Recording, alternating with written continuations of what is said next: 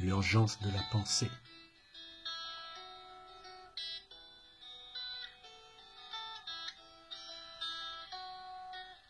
Ce pathétique désert de la pensée qui gagne l'Afrique est ce mal chronique qui maintient notre continent dans un état critique.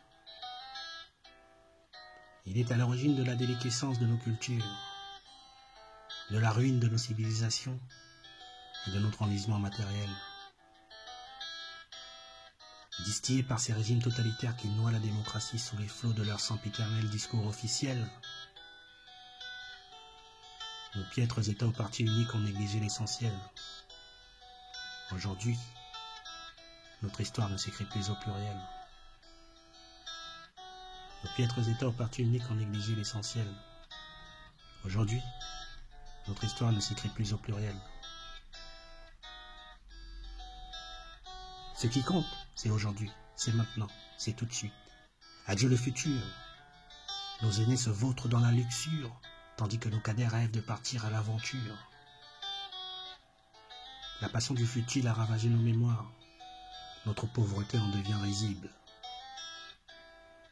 Il est temps de mettre un terme à l'hibernation des consciences africaines. Temps de libérer la pensée qui exprime la puissance des possibilités humaines.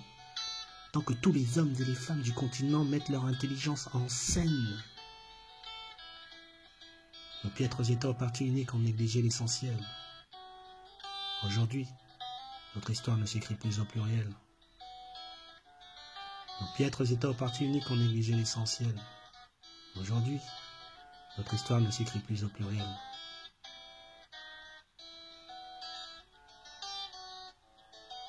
L'Afrique traîne, mais le monde ne l'attend pas. Il avance. Ailleurs, l'homme s'affirme par sa science.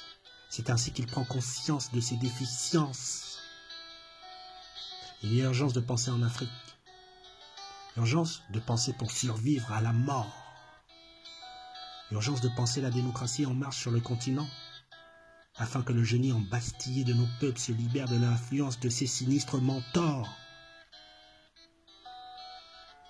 Parce que la pensée défie le temps et la barbarie humaine.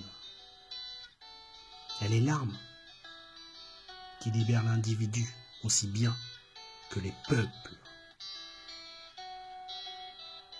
Nos piètres États au parti unique ont négligé l'essentiel. Aujourd'hui, notre histoire ne s'écrit plus au pluriel. Nos piètres États au parti unique ont négligé l'essentiel. Aujourd'hui, notre histoire ne s'écrit plus au pluriel.